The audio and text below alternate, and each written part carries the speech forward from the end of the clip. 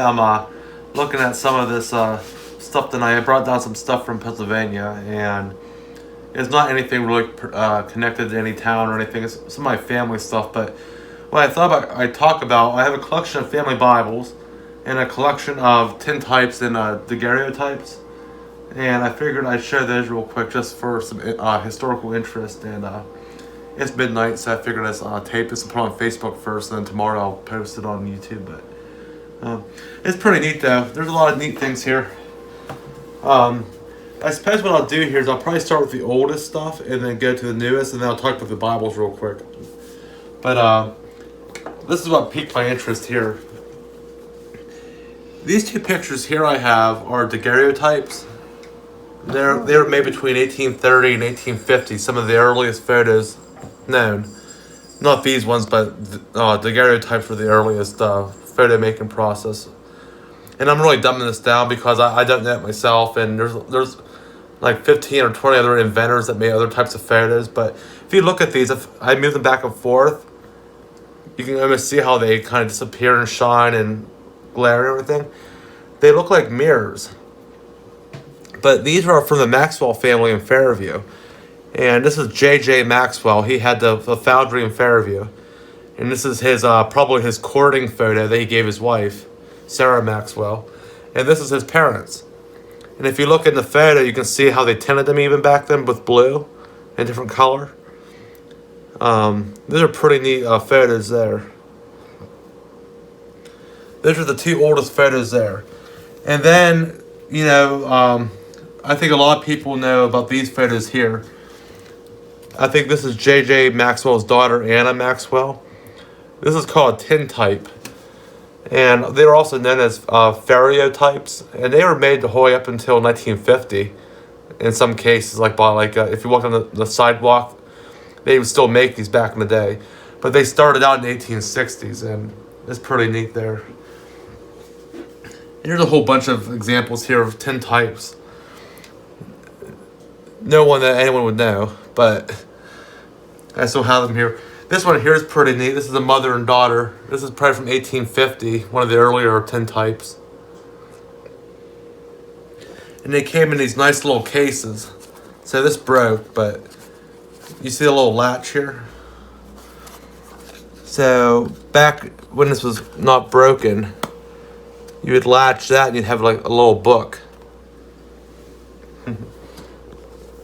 In this frame here I have, you can't see it on camera, I'm sure, but it says that it was a daguerreotype. I can't hardly pronounce it. But it says so-and-so was 71 years old, died 1860. And I don't know where the photo went, but I don't know, it's for the Maxwell family too. So there were the tintypes, there was the daguerreotypes, and then a lot of people might have these in their family. This is like the old family portrait card, like a cabinet card. And they call these carte de vistas, and they're on like thick cardstock, and then that's how you know you have a carte de vista. And they stopped making them like around 1906 like this, with the gilded edges and everything. And they started making different like matted photos. I don't know who this woman is. And they also made smaller ones too. And the purpose of these cards was so that people could put them in their bookshelves without framing them, and they wouldn't like warp. But as you can see, after 100 years, they kind of warp a little bit. I'll show you a couple other little interesting things here. Here's a nice little tintype here. This is my great-great-grandfather. This is probably from 1890. William Campbell in Fairview. And then they also, like in the 1900s, 1910, 1920s, they made real picture postcards. They made them later too, but here's the original one here. This is my great-great-grandmother and my great-great-uncle here in the picture. And it was actually like a real photo on like postcard stock. So people would get these made and they would send them out. And this one here you can see has a lot of abuse on it, but I have another story later on about her husband, my great-great-grandfather. He had an interesting life, and there's a big murder mystery behind that whole story too there. And then I've been waiting to show this to people. In all my photos or all my videos I have on YouTube, there's this lady in a blue dress in the background. And in the 40s, 1930s, and 50s, they would colorize photos. And I have two versions of this photo. This one here, she's in a blue dress, and the other one, she's in a pink dress.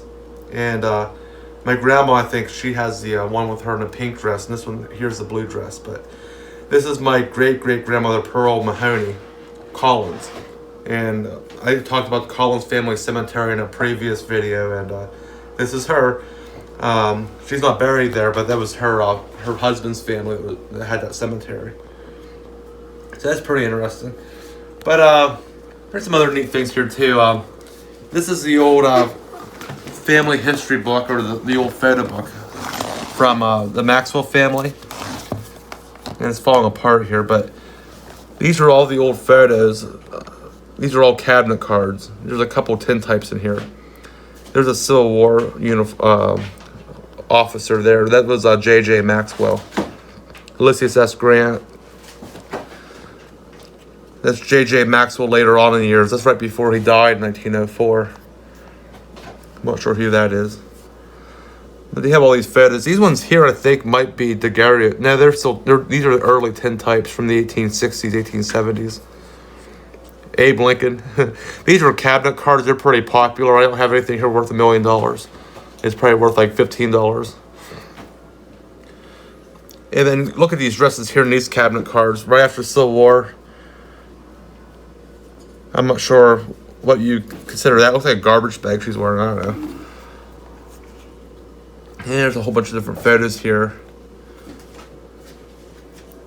This one here is pretty neat. This is the daguerreotype in here. See how they colored the baby girl's dress blue?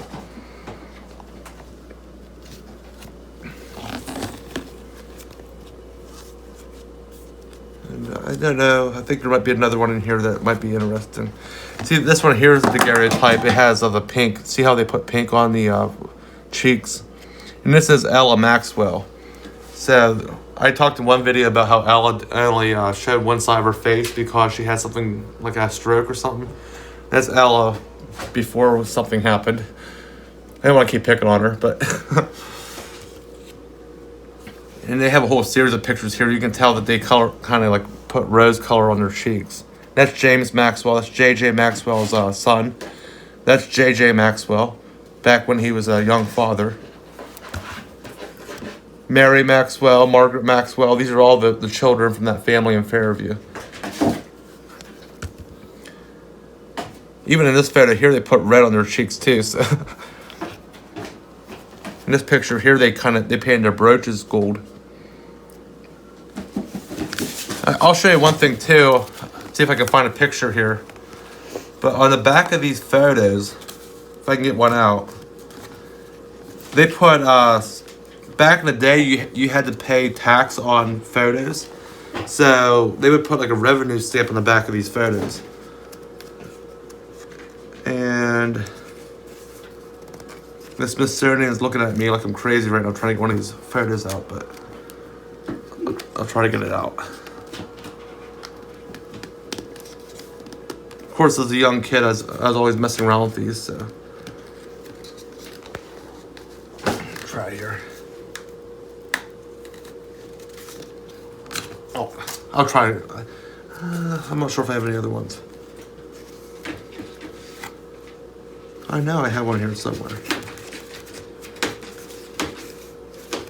They're hard to get out of here because they made these things so well back in the day. Anyways, they put stamps in the back of these that were like revenue stamps. And someday I'll show you one of them, but they're not that unique or anything. So, my book cover fell in front here.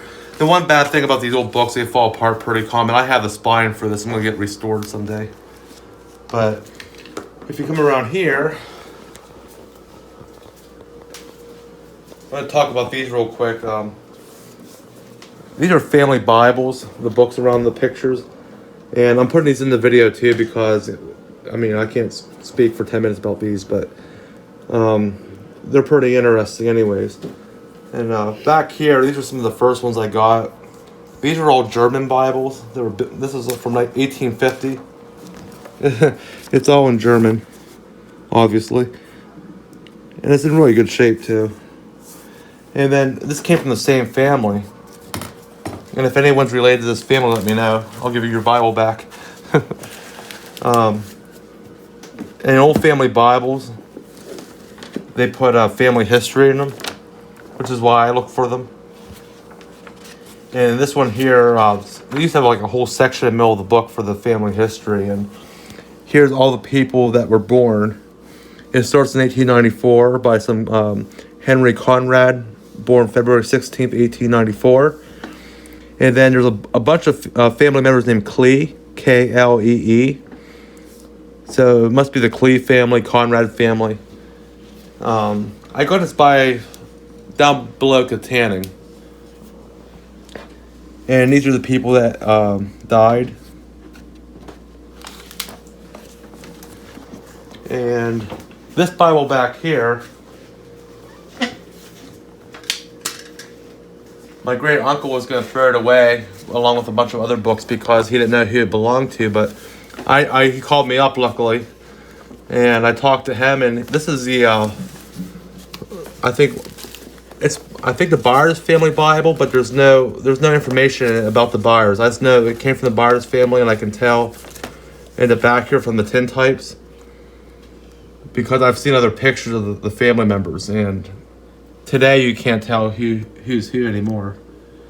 But this kid here, I think, smoking a cigar.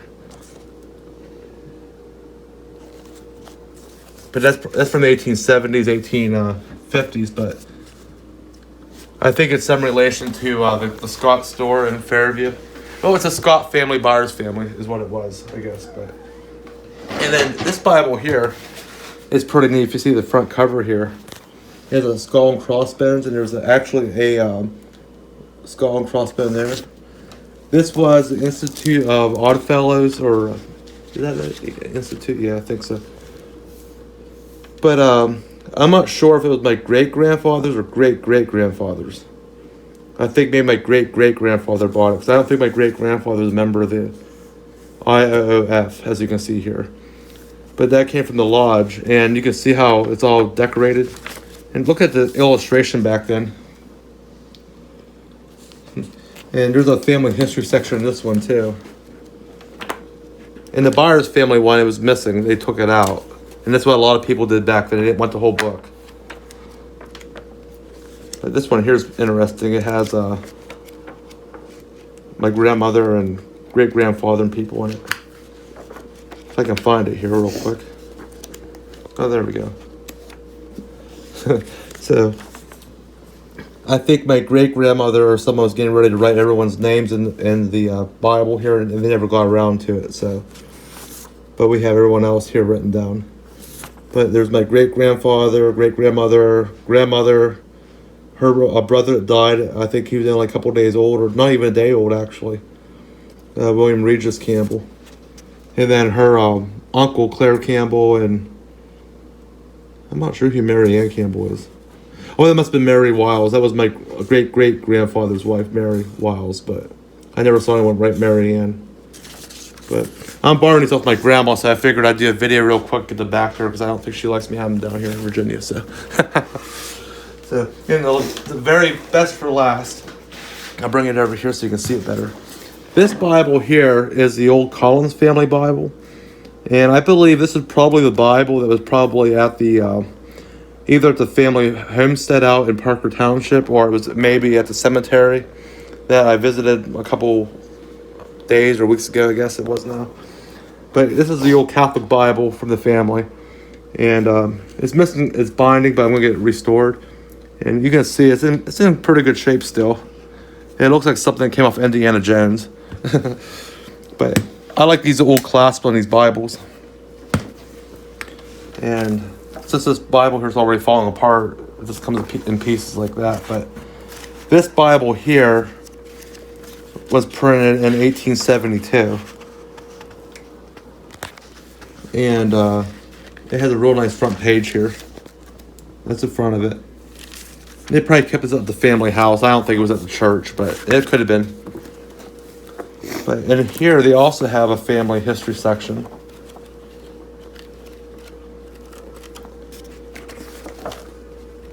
And here we go. So in the family register, they have everyone written here. They have the births: Hugh Collins, 1813. That was a stone in Collins family cemetery, and his wife Susan Mullen Collins, 1828.